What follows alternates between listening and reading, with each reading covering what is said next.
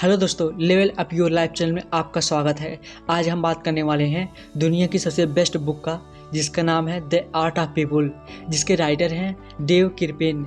Channel पर नए हैं तो वीडियो में खोने से पहले चैनल को सब्सक्राइब कर लीजिए, क्योंकि हम हमेशा ऐसे ही बेस्ट बुक समरी आपके लिए हमेशा लाते रहते हैं। इस बुक की मदद से आप एक अच्छा इंसान बनने की कला में महारत हासिल कर सकते हैं। ये बहुत ही आसान टिप्स है जिन्हें हम अक्सर मिस कर देते हैं, लेकिन यही छोटी छोटी बातें हमें औरों से अलग बनाती हैं। अपने आप को बेहतर समझने के लिए, एक अच्छा श्रोता बनने के लिए, दूसरों को प्रेरित करने के लिए, उन्हें वांटेड महसूस कराने के लिए, एक नेता की तरह उनका नेतृत्व करने और लोगों में खुशी बांटने के लिए, ये सभी ऐसी चीज़ें हैं जिनको फॉलो करके हम लोगों को समझने में महारत हासिल कर सकते हैं। क्या आप लोगों को प्रभावित करना चाहते हैं, अपनी तरफ आकर्षित करना चाहते हैं? क्या आप लोगों को इन्फ्लुएंस करना चाहते हैं? क्या आप चाहते हैं कि पूरी दुनिया आपकी दीवानी हो जाए? क्या आप चाहते हैं कि सब आपको फॉलो करें और आपकी हर बात को मानें? तो आज की समरी आपके बहुत काम आने वाली है, क्योंकि आज हम एक ऐसे आर्ट के बारे में बात करने वाले हैं जो दुनिया के सबसे सफल लोगों में पाई जाती है। कैसे वो लोग हैंडल करते हैं, कैसे वो लोगों से बात करते हैं, कैसे वो लोगों को इम्प्रेस कर जाते हैं। एक किताब डेव किरपेन की लिखी हुई एक ऐसी गाइडलाइन है जो बताती है कि अपनी लाइफ के कुछ सबसे महत्वपूर्ण लोगों और रिलेशन को कैसे मैनेज किया जाए। लोग हमारी लाइफ में मैटर करते हैं और वो लोग आपकी जॉब, कैरियर, लाइफ और रिलेशनशिप के मैनेजमेंट में या किसी भी चीज़ से ज़्यादा अहमियत रखते हैं। इस किताब में लोगों को समझने के लिए, बेहतर रिश्ते बनाने के लिए और रिश्तों का ज़्यादा से ज़्यादा फ़ायदा लेने के लिए 11 चैप्टर्स में डिस्कस किया गया है। तो चलिए शुरू करते हैं फर्स्ट चैप्टर से। चैप्टर 1, खुद को और दूसरों को समझने का लक्ष्य बनाएं। आर्ट ऑफ पीपुल में सेल्फ अवेयरनेस बहुत ज़रूरी है, और इससे पहले कि आप किसी और को समझ पाएंगे, अपने आप को समझना बहुत ज़रूरी होता है। आपको जल्द एक्शन लेने चाहिए और जितना जल्दी पॉसिबल हो आपको खुद को समझने की कोशिश करना होगा। हर कोई अलग अलग कैटेगरी में आता है और दूसरे को समझने से पहले आपको ये समझने की ज़रूरत है कि आप कहाँ फिट होते हैं। ये समझना भी बहुत महत्वपूर्ण होता है कि आप लोगों के साथ कैसे इंटरेक्ट करते हैं और दूसरे के साथ आपके संबंध कैसे हैं। चाहे आप किसी को पसंद न करते हों, लेकिन फिर भी आप उन्हें अपनी लाइफ में एडजस्ट करने की क्षमता को रखते ही हैं। किसी भी इंसान की गहरी समझ होना बहुत फ़ायदेमंद होता है। फिर चाहे आप उसे पसंद करते हो या नहीं, आपको एक चैलेंज लेना चाहिए जिसमें आपको 3 लोगों को इमेजिन करना चाहिए जिनकी कंपनी आप स्पेशली पसंद नहीं करते हैं। उनके पास जाएं और उन्हें कॉफ़ी के लिए इनवाइट करें, और जब आप उनसे मिलें तो हमें उनको अच्छे से समझने के लिए उनके साथ टाइम स्पेंड करें और जाने कि उन्हें क्या पसंद है। हो सकता है आप पहले की तुलना में उन्हें और भी ज़्यादा नापसंद करने लगे, लेकिन आप पहले से बेहतर समझ पाएंगे। इसका मतलब यह है कि आपके पास उनके साथ फ़ायदेमंद संबंध बनाने का कम से कम एक मौका होगा। ये लॉजिकल बात है कि आप अपने दोस्तों को उस इंसान से बेहतर जानते हैं जिनसे आप ठीक अभी मिले नहीं हैं, लेकिन फिर भी यहाँ कुछ ऐसी टिप्स हैं जिनका इस्तेमाल करके हम किसी भी इंसान से मिलते समय अपने प्रोसेस को स्पीड अप कर सकते हैं और उन्हें बेहतर समझ सकते हैं। आमतौर पर आप क्या करते हैं या आप कहाँ रहते हैं, ये सब पूछने की बजाय कुछ ऐसे सवालों पर फोकस करें, जैसे नंबर 1, आपको क्या लगता है कि आपकी प्रोफेशनल लाइफ में सबसे रोमांचक चीज़ कौन सी है? नंबर 2, और आपकी निजी ज़िंदगी में इस समय आपको सबसे ज़्यादा क्या उत्साहित करता है? नंबर 3, या अगर पैसे का कोई मुद्दा नहीं होता तो क्या आप कुछ अलग कर रहे होते? नंबर 4, या आज से 5 साल बाद आप खुद को क्या करते हुए देखते हैं? नंबर 5, क्या आपका कोई पसंदीदा चैरिटी ग्रुप है? अगर है तो उन्हें ही क्यों चुना? नंबर 6, आपके लिए रोल मॉडल कौन है और क्यों? नंबर 7, आपकी ज़िंदगी में आपके लिए कौन ज़्यादा प्रभावशाली रहा? नंबर 8, और क्या आप अनुमान लगा सकते हैं कि आपके पसंदीदा शिक्षक आपके बारे में क्या कहेंगे? ये सवाल सिर्फ चुप्पी नहीं तोड़ती, बल्कि यह लोगों को उस बारे में बात करने के लिए मनाते हैं जो असल में मायने रखती है। जो चीज़ें उनकी पर्सनालिटी, उनकी वैल्यू, उनकी पसंद, उनकी उम्मीदें, उनके पैशन के बारे में पता लगती हैं। इंटरेस्टिंग मत बनिए, बल्कि दूसरे में इंटरेस्टेड बनिए। और ये बात तो सच है कि लोग अपने बारे में बात करना पसंद करते हैं। ये एक फैक्ट है और ये कभी चेंज होने वाला नहीं है। असल में ऐसा है कि जब भी आप किसी से बात कर रहे होते हैं तो ज़्यादातर किसी और की बात सुनने के बजाय अपने बारे में बात करना पसंद करते हैं। तो वो जो कुछ भी कहते हैं आपके पास उसे उपयोग करने का मौका होता है। सुने और जागरूक रहें और लोगों के बारे में सीखना और समझना शुरू करें। लिसनिंग यानी कि लोगों को सुनना जितना हम सोचते हैं उससे ज़्यादा हार्ड होती है और ज़्यादातर हम पैसिव लिसनिंग करते हैं। हम ज़्यादातर अपने बारे में बात करने के चांस देखते रहते हैं, लेकिन इसके बजाय हमें एक्टिव सुनने की आदत को अपनाने की ज़रूरत है।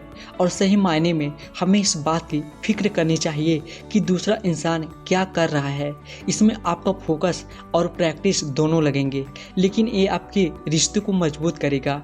याद रखिए कि लोग आपकी परवाह से ज़्यादा अपनी देखभाल करना पसंद करते हैं। लोग अपने बारे में बात करना चाहते हैं और लोगों को सुनने और उन्हें बोलने देने से आप बिजनेस में और सभी ह्यूमन रिलेशन में लोगों का दिल जीत सकते हैं। दूसरी चीज़ जिसकी इंसान चाह रखता है वो है कनेक्शन। अक्सर लोग अकेले होते हैं और अपने आप को असहाय और अलग महसूस करते हैं और इस गैप को भरने के लिए लोगों के साथ कनेक्शन की तलाश करते हैं। और यही वजह है कि लोगों को सुनना और उनसे कनेक्ट करना बहुत ज़रूरी होता है। और ऐसा करने से आप उनके मूव से को बेहतर कर पाएंगे और समझ पाएंगे और उनके अकेलेपन को कम करने में उनकी मदद करेंगे। इसके साथ साथ आप खुद को उससे बेहतर पाएंगे और उन पर अपना अच्छा इम्प्रेशन डालेंगे। लेकिन इसे करने के लिए आपको ऑथेंटिक और लॉयल होने की ज़रूरत है। आप सेल्फिश टारगेट के लिए ऐसा नहीं कर सकते और ये बहुत ज़रूरी है कि आप रिलेशन डेवलप कर रहे हैं, क्योंकि आप दोनों के लिए ये बहुत अच्छी चीज़ है। चैप्टर 2 सही लोगों से मिलने पर ध्यान दें। नेटवर्किंग के लिए एक साधारण सा तरीका है जिसके बारे में कोई बात नहीं करता है। भीड़ से बाहर खड़े होकर आप चाहते हैं कि लोग आपको नोटिस करें। ऐसे लोगों से भरी हुई एक जगह में जहां हर कोई नोटिस किया जाना चाहता है, आपके पास डिफरेंस क्रिएट करने के लिए एक पॉइंट होना चाहिए। यहाँ कुछ तरीके हैं जो आपको अपने क्राउड से अलग दिखने में मदद कर सकते हैं। ज़्यादातर लोग इसे अनावश्यक या एक ऐसी चीज़ मांगेंगे जो असल में काम नहीं करती है, लेकिन कोशिश करने में कोई समस्या भी नहीं है। आपको ध्यान आकर्षित करने वाले कपड़े पहनने चाहिए, कुछ ऐसा जो सबसे अलग हो और संभावित रूप से बातचीत शुरू करने वाला हो। शाइनिंग कपड़े या जूते और स्कार्फ या टाई ये सब करने पर फोकस करें। कुछ ऐसा जिसे लोग नोटिस करें और आपसे बात करने के लिए एक्साइटेड हों। लिंक्डइन सबसे महत्वपूर्ण सोशल नेटवर्क में से एक है। अगर इसे सही तरीके से इस्तेमाल किया जाए तो आप लगभग किसी से भी कनेक्ट हो सकते हैं। आप हमें भी लिंक्डइन पर फॉलो करके पर्सनल कनेक्शन बना सकते हैं। इसे इस्तेमाल करने के लिए नंबर 1, सबसे पहले एक प्रोफाइल बनाकर शुरू करें जहां आप अपने स्कूल, शिक्षा संगठन जिसका आप हिस्सा रह चुके हैं, ग्रुप जिनके आप सदस्य रह चुके हैं, उनकी डिटेल ऐड करें। नंबर 2, यहाँ महत्वपूर्ण है कि कुछ भी छोड़ा न जाए, क्योंकि जितना ज़्यादा मैटर आपकी प्रोफाइल पर उल्लेख होगा उतना ही ज़्यादा संभावनाएं हैं कि लोगों से कनेक्ट करने का मौका मिलेगा। नंबर 3, इसके बाद तुरंत उन लोगों से कनेक्ट करें जिनके साथ आप काम करते हैं या जिनके साथ आप स्कूल में पार्टिसिपेट किया है। ऐसा करने से आपकी सेकंड डिग्री कनेक्शन एबिलिटी जल्दी से इम्प्रूव होगी। नंबर 4, अगर कोई ऐसा इंसान है जिन्हें आप विशेष रूप से पसंद करते हैं तो उन्हें लिंक्डइन पर सर्च करें और एक आपसी संबंध को खोजें। अपने आपसी कनेक्शन को इंट्रोड्यूस करने को कहें और उम्मीद है कि आप एक मीटिंग फिक्स कर लेंगे। अपना एक पर्सनल एडवाइजरी बोर्ड तैयार करें। इसमें 7 से 11 लोग जुड़ सकते हैं। आपका एडवाइजरी बोर्ड आपको अपने पहले से तय लक्ष्य तक पहुंचने में मदद करता है। इसमें सही लोगों को चुनना और ये समझना बहुत ज़रूरी है कि आपकी टारगेट तक पहुंचने के लिए कौन कितना मददगार होगा। आपके बोर्ड में कम से कम 50% लोग ऐसे होने चाहिए जिन्हें आप पहले से ही जानते हो। ऐसे लोग हों जिनसे आप कभी न मिले हों, लेकिन आपके आपसी संबंध मजबूत हों। एक बार आपने ये तय कर लिया कि आपकी एडवाइजरी बोर्ड में कौन होना चाहिए, तब आप उन्हें इनवाइट करें और सेट करें कि आप कब और कैसे उनसे रेगुलरली मीटिंग फॉलो करेंगे। इस किताब के लेखक किरपेन स्लो हायरिंग और फर्स्ट फायरिंग पर विश्वास करते हैं।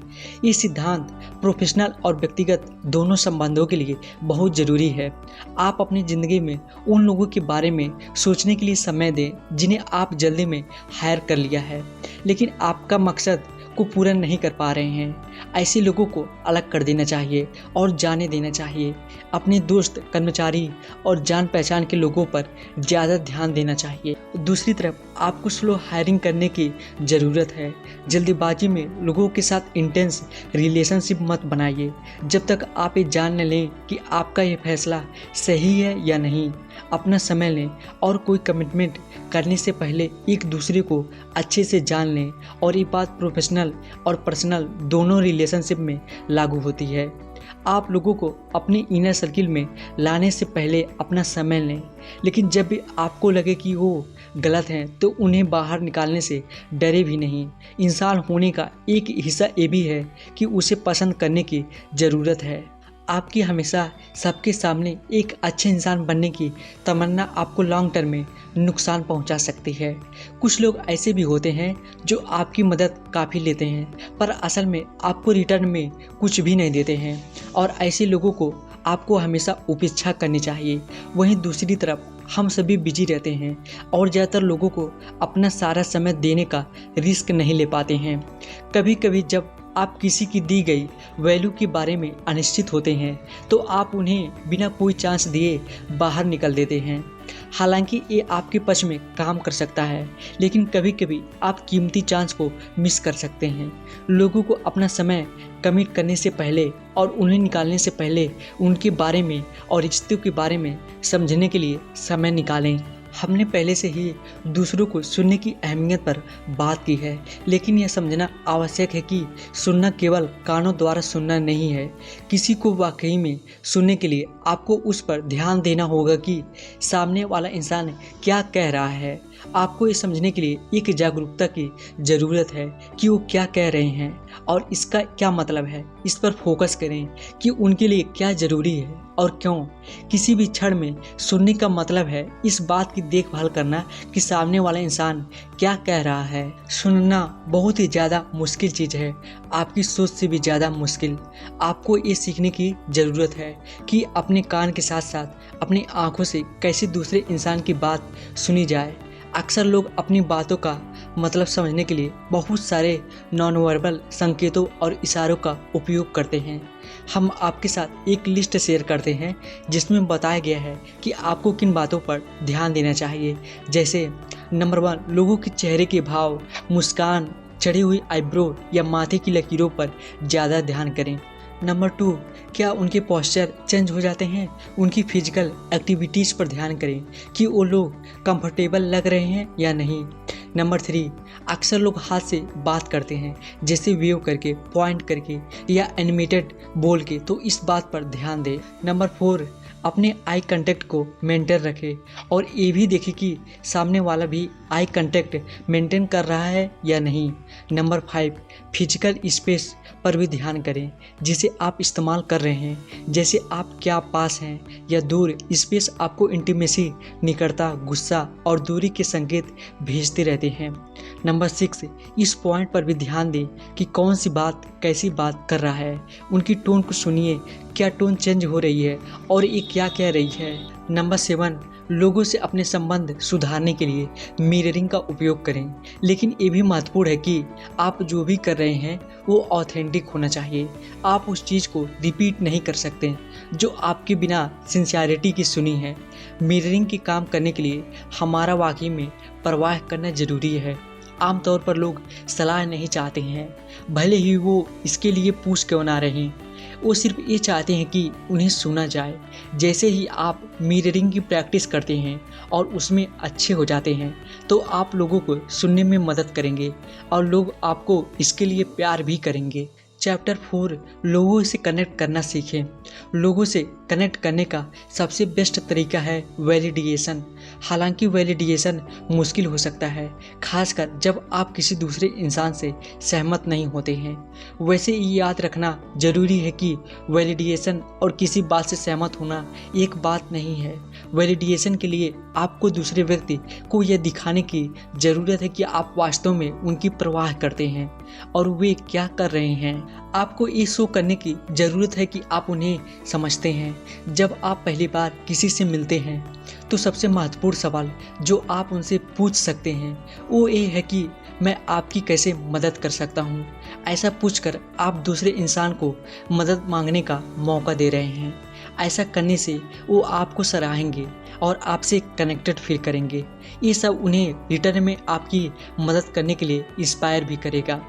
हो सकता है कि कुछ मामलों में आपकी मदद को रिजेक्ट कर दिया जाए और ऐसा होगा क्योंकि वो नहीं जानते कि आप उनकी मदद कैसे कर सकते हैं।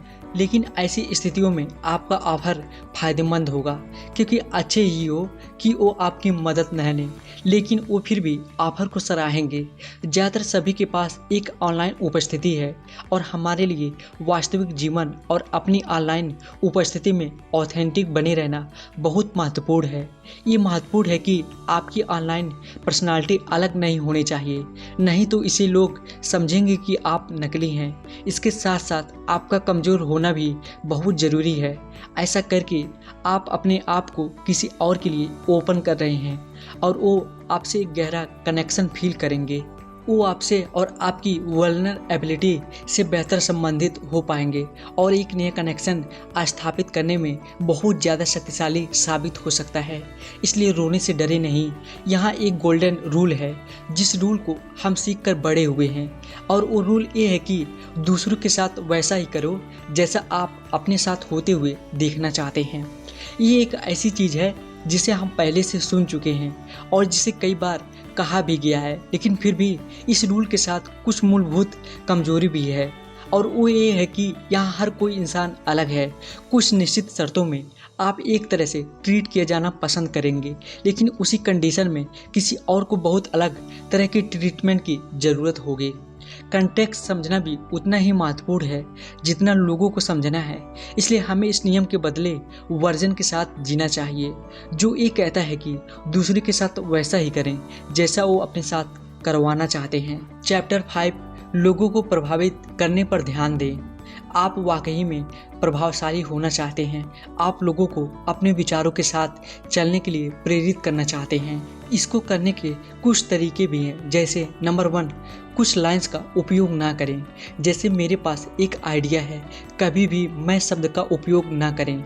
नंबर 2, हालांकि आपको अपने विचार और परिणाम की दिशा में दूसरे को धीरे से धक्का देना चाहिए, हालांकि ज़्यादा क्लियर भी ना दिखाइए, उन्हें गैप भरने दें। नंबर 3, आप जो चाहते हैं उसका उल्टा समझाने की कोशिश करें। इस विकल्प के मुद्दों को पहचानें और उम्मीद है कि दूसरे आपके विचार को पकड़ पाएंगे। नंबर 4, अगर दूसरे आपके विचारों को मेंशन करते हैं, चाहे उससे मिलता जुलता या एकदम सटीक, उससे सहमति जताएं और प्रोत्साहित करें। नंबर 5, आप उन्हें वैकल्पिक विचार सुझा सकते हैं अगर वो वही नहीं है। आपको असल में सेल्स पिच से बचने की ज़रूरत है, क्योंकि हर कोई एक सेल्स पिच को एक मील दूर से समझ जाता है और किसी को कोई चीज़ सेल किया जाना पसंद नहीं होता। ऐसे मामले में कहानी सुनाना एक बेहतर विकल्प है। कहानियाँ इंसान को भावनात्मक स्तर पर आपके साथ कनेक्ट करती हैं। एक सेल्स पिच के बजाय स्टोरी टेलिंग से प्रोडक्ट, सर्विस और आइडियाज़ को कोई ज़्यादा ऑथेंटिक वे में सेल किया जा सकता है। दूसरों को प्रभावित करने के लिए आपको ये जानना होगा कि कब चुप रहना है और कब सुनना है। ये मायने नहीं करता कि आपको किससे क्या कहना है, क्या ऑफर देना है, क्या सेल करना है या क्या ट्रस्ट दिलाना है। ये हमेशा इफेक्टिव होता है कि आप अगले इंसान को अच्छा और सही सवाल पूछकर उसमें असली ऑथेंटिक रुचि दिखाएं। आखिर में आपको अपने आइडियाज़ या प्रोडक्ट को शेयर करने के लिए और अपना मैटर बनाने के लिए बात करनी होगी। लेकिन अगर आपने अच्छे से अपना ग्राउंड वर्क कर लिया है तो अपना आइडिया पिच करना आपके लिए काफ़ी आसान हो जाता है। जब तक आप उसके लिए नहीं पूछते जो आपको चाहिए, तब तक वो आपको वो नहीं मिलता जो आप चाहते हैं। लोग नए शब्द सुनने से बहुत डरते हैं, चाहे ये किसी के बारे में भी हो। लेकिन अगर आप पूछ ही नहीं रहे हैं तो डिफ़ॉल्ट रूप से उत्तर देने के लिए नहीं ही होगा। इसलिए डरे नहीं और सवाल पूछें। चैप्टर 6 बदलती सोच। सिर्फ प्रभावित करने के लिए दूसरे के दिमाग को बदला ना करें, बल्कि अपने खुद के माइंडसेट को बदलें, अपने मानसिकता को बदलें। किसी और की मानसिकता के बदलने तक प्रतीक्षा करने से बेहतर है। डिंग मारना फायदेमंद हो सकता है जब तक आप विनम्र और ऑथेंटिक है। सोशल मीडिया पर अपनी उपलब्धियों को शेयर करते समय आपको डरना नहीं चाहिए। इसके साथ साथ आप ऑथेंटिक और रियल बनने की कोशिश करें। लोग आपको आखिरी में जज करेंगे ही, इसे सुनिश्चित करें कि जो आपने कहा है उस पर आप स्टैंड करें। दूसरी चीज़ जो आपको सोशल मीडिया पर करनी चाहिए वो है दूसरों की सच्ची तारीफ। अगर कोई तारीफ के लायक दिखा है तो उसे कॉम्प्लीमेंट दें। ऐसा करना लोगों को उनके बारे में अच्छा फील करवाएगा और बताएगा कि आप उनमें इंटरेस्टेड हैं। आपके समय को अच्छी तरह से मैनेज करना और दूसरों के साथ अपना समय व्यतीत करने को प्रबंधित करना बहुत महत्वपूर्ण है। बेहतर लोगों के साथ अपना समय मैनेजमेंट बनाए रखने के लिए कुछ सिफारिशें हैं, जैसे नंबर 1, पिछले 3-4 सप्ताह के अपने कैलेंडर को देखें। अपने अलग अलग लोगों के साथ जो समय बिताया है उसे पहचानें। अपने आप से पूछें कि जिस तरह आपने अपने समय को प्राथमिकता दी थी, क्या आप उससे खुश हैं। नंबर 2, कम महत्वपूर्ण काम और बातचीत को सीमित करने का लक्ष्य बनाएं, जिससे आप उन लोगों पर ध्यान केंद्रित कर सकेंगे जो महत्वपूर्ण हैं। एक ऐसा सिस्टम विकसित करें जो आपके लिए काम करता हो। नंबर 3, अपनी ज़िंदगी के ज़रूरी इंसान से नियमित रूप से मिलते हैं जिनके साथ आप अपना ज़्यादा समय बिताना चाहते हैं। नंबर 4, ऐसा 1 महीना तक नियमित जारी रखें। पहले इस प्रणाली को जांच करें। नंबर 5, चेक करें कि क्या अपने लोगों के साथ समय गुजारा है जिनके साथ आप वाकई में समय गुजारना चाहते थे। नंबर 6, अपने सिस्टम को परखें और देखें कि क्या ये काम कर रहा है। क्या आप अपने समय को सही इंसान के साथ खर्च करने में प्राथमिकता दे रहे हैं। चैप्टर 7, खुद एक शिक्षक बने। दूसरों को बताना कि कोई काम कैसे होता है और खुद वो काम करके देखने में बहुत बड़ा फर्क है। ये मैटर नहीं करता कि आपके छात्र कौन हैं, लेकिन चीज़ों को खुद करके दिखाना लॉन्ग टर्म में फ़ायदेमंद होता है। एक अच्छा शिक्षक बनने के लिए आपको सब्र का अभ्यास करना चाहिए, क्योंकि जो लोग सब्र करते हैं वो किसी को भी किसी भी चीज़ के बारे में सिखा सकते हैं। आपको हर एक स्टेप को समझने के लिए और दूसरे को दिखाने के लिए समय निकालना होगा। सब्र रखें और चीज़ों को आसान बनाएं ताकि लोग समझ सकें कि आप उन्हें क्या सिखा रहे हैं। अपनी ताकत को समझें और दूसरों को सीखने के लिए उनका इस्तेमाल करें। ये याद रखना बहुत महत्वपूर्ण है कि 2 लोग एक जैसे नहीं हो सकते और आपकी ताकत किसी और से अलग हो सकती है। किसी को कुछ नया सिखाने का टारगेट रखते समय ये ना समझें कि वो आपके जैसे ही है। पहले उनकी ताकत को पहचानें और उन्हें समझें। अपनी शिक्षण क्षमताओं को बेहतर बनाने के लिए आप कुछ अच्छी गतिविधियों को आजमा सकते हैं, जैसे नंबर 1, अगर आप मैनेजर नहीं हैं तो कुछ ऐसे लोगों को पहचानें जिन्हें आप किसी दूसरे तरीके से अपने प्रभाव में ला सकते हैं। नंबर 2, अपने कुछ पसंदीदा स्कूल टीचर्स को याद करें कि उनकी टीचिंग आपके लिए कितने फ़ायदेमंद थे और उन्होंने आपकी परफॉर्मेंस पर कैसा असर डाला। नंबर 3, अपने नोट्स पर ध्यान दें और ऐसे तरीके ढूंढें जिनसे आप अपने कुछ पसंदीदा शिक्षकों की खूबियों को अपनाकर एक बेहतर मैनेजर या इन्फ्लुएंसर बन सकते हैं। एक शिक्षक या मैनेजर के रूप में ये जरूरी है कि दूसरे को गोल की शक्ति और जवाबदेही भागीदारों के बारे में सिखाया जाए। लोगों को ट्रैक पर रखने के लिए उन्हें एक लॉयल पार्टनर खोजने के लिए प्रेरित करें। उनके अकाउंटेबिलिटी पार्टनर को उनके साथ मिलकर स्मार्ट गोल सेट करने चाहिए। सबको अपने पार्टनर के साथ वीक में कम से कम एक बार जरूर मिलनी चाहिए। चैप्टर 8, टीम में कोई मैं नहीं होता बल्कि नेतृत्व में मैं होता है। इतने लोग बिना किसी फॉर्मल टीचिंग या कोचिंग के लीडर बन जाते हैं। हम आपके साथ कुछ ऐसी चीज़ें शेयर कर रहे हैं जिन पर अच्छे नेताओं को हमेशा ध्यान लगाने की ज़रूरत है, जैसे नंबर 1, अपनी टीम के विजन को पहचानना और उस विजन को अपनी टीम के साथ स्पष्ट रूप से बताना। नंबर 2, दूसरा ये सुनिश्चित करें कि टीम में सही इंसान सही रोल निभा रहे हैं। नंबर 3, ये पक्का करना कि आपके मनचाहे लक्ष्य को हासिल करने के लिए अच्छे खासे पैसे और उपलब्ध संसाधन हो। नंबर 4, चौथा, एक नेता के रूप में पारदर्शी होना बहुत महत्वपूर्ण है। हालांकि ये मुश्किल काम है, लेकिन आपको वो इंसान बनने की ज़रूरत है जो बुरी खबरें देता है। ये आपकी पर्सनल और प्रोफेशनल लाइफ दोनों के लिए है। लोगों के साथ जितना हो सके उतना ईमानदार और पारदर्शी होने की कोशिश करें। बुरी खबर देते समय स्पष्ट, सीधे और सकारात्मक रहें। परिवार और सहकर्मियों के साथ पारदर्शिता ट्रस्ट बिल्ड करेगा और संबंधों को गहरा बनाएगा। नंबर 5, इन दिनों कोई भी नेता बन सकता है, फिर चाहे आप अपनी कंपनी के किसी ग्रुप को लीड कर रहे हों, आपकी टीम, आपका डिपार्टमेंट या आपकी फैमिली हो, आप एक नेता बन सकते हैं। भले ही आपके पास कोई ऑफिशियल लीडरशिप रोल भी ना हो, बस आप अपने आसपास के लोगों के लिए एक अच्छा उदाहरण सेट कर रहे हो। आप अपनी टीम में कई लीडर भी विकसित कर सकते हैं। चैप्टर 9, टकराव को सुलझाना सीखें। कोई भी टकराव को एंजॉय नहीं करता है, इसलिए जब भी टकराव बढ़ता है आपका ये सोचना महत्वपूर्ण है कि इसे कैसे प्रभावी रूप से हल किया जाए। ये नियम आपके किसी के साथ टकराव पर या दो लोगों के बीच हुए टकराव पर दोनों पर लागू होता है। आपको लोगों को शांत करने की ज़रूरत है। यहाँ हमें कोई विजेता नहीं ढूंढना है, बल्कि एक ऐसा समाधान ढूंढना है जो लोगों के लिए काम करें।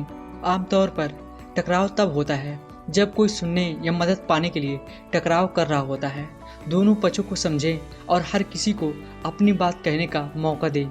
आपकी वृत्ति टकराव को जल्दी से जल्दी खत्म करने का प्रयास कर सकती है, लेकिन वास्तविकता ये है कि ये काम नहीं करेगा। दोनों साइड को ये फील करने की ज़रूरत है कि उन्हें शांत करने से पहले ठीक से सुना गया है। अगर कोई अभी भी गुस्से में है या उसके इमोशनल लेवल हाई चल रहे हैं, तो टकराव को हल करने के लिए थोड़ा और समय लग सकता है। अगर आप टकराव का हिस्सा है तो इसे हल करने का सबसे आसान तरीका है कि आप आर्ग्यूमेंट को छोड़ दें, उनके सामने सरेंडर करें और नियंत्रण वापस अपने हाथ में ले लें। बहुत सारे लोग इसे छोड़ देना चाहते हैं या फिर होने की तरह देखते हैं, लेकिन असल में आउटकम डिसाइड करके आप सिचुएशन को कंट्रोल कर रहे होते हैं। कभी आप लोगों के साथ टकराव को आसानी से हल कर सकते हैं और कभी कभी इसमें मेहनत लगती है, लेकिन समय और प्रयासों के साथ उचित सुनकर और मिररिंग करके और धैर्य के साथ आप सब ठीक कर सकते हैं। लेकिन कभी कभी टकराव को हल नहीं किया जा सकता। चैप्टर 10, लोगों के लिए प्रेरणा बने। याद रखिए कि ये सब आपके बारे में नहीं है। चाहे आप 3000, 330 या 3 ऑडियंस से बात कर रहे हैं, तो आपकी विश यही होनी चाहिए कि उन्हें इंस्पायर कैसे करें। यदि आपकी आशा उन्हें प्रेरित करने की है, तो आपका मटेरियल और आपकी डिलीवरी उनके बारे में होनी चाहिए कि किस तरह से वो ग्रो कर सकते हैं। बहुत से लोग अपने खुद के एजेंडा में फंस जाते हैं और खुद पर और अपने प्रोडक्ट पर ज़्यादा फोकस करते हैं। वो भूल जाते हैं कि उनका मुख्य लक्ष्य है दूसरों को कुछ सेल करना। इसलिए ये महत्वपूर्ण है कि आप उन पर अपना फोकस करें कि आपका प्रोडक्ट या आपकी सर्विस उनकी लाइफ को कैसे बेहतर बना सकती है या उनकी समस्याओं को कैसे हल कर सकती है। दयालुता बहुत महत्वपूर्ण होती है और ये लोगों को बेहतर फील करवा सकती है।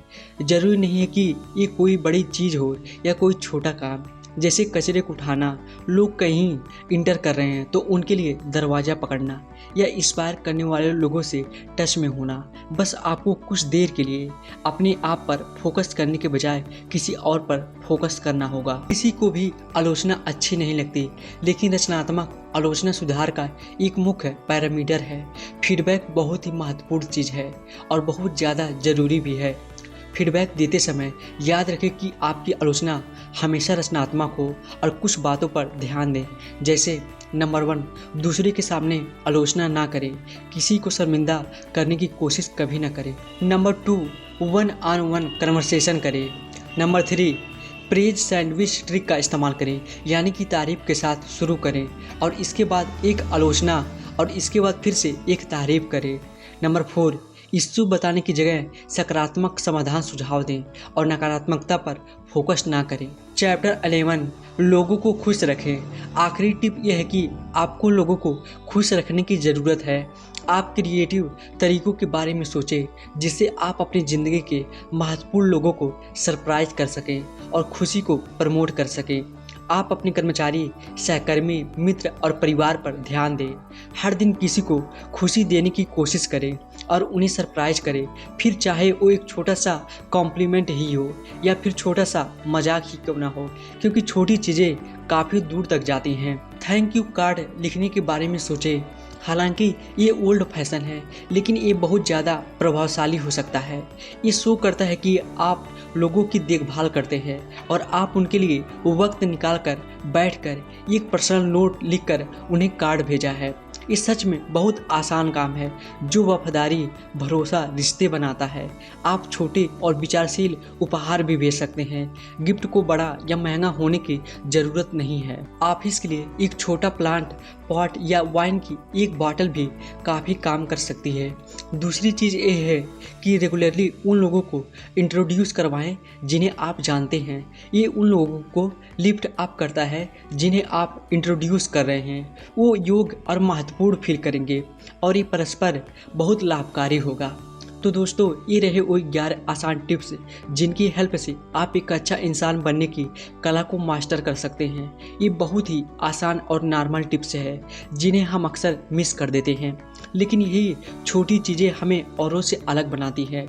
एक अच्छा सुनने वाला बने, दूसरों को इंस्पायर करें, उन्हें वांटेड फील करवाएं, एक लीडर की तरह उन्हें लीड करें और लोगों में खुशियाँ बांटें। ये सब ऐसी चीज़ है जिन्हें फॉलो करके हम लोगों की कला को मास्टर कर सकते हैं। और ये सब करने के लिए हमें कुछ बड़ा करने की ज़रूरत नहीं है, बस एक छोटा सा कदम उठाने की देरी है। और सुनिश्चित करें आप में से हर कोई इस कला को मास्टर कर सकता है, बस एक छोटे से कदम से शुरुआत करें। तो दोस्तों, उम्मीद करता हूँ इस the art of people book summary से आपको जरूर कुछ न कुछ सीखने को मिला होगा। और आपको ये बुक समरी कैसी लगी हमें कमेंट में लिख के बता सकते हैं। और इसके बाद मिलते हैं नेक्स्ट वीडियो में एक और बेस्ट बुक समरी के साथ। Thank you so much.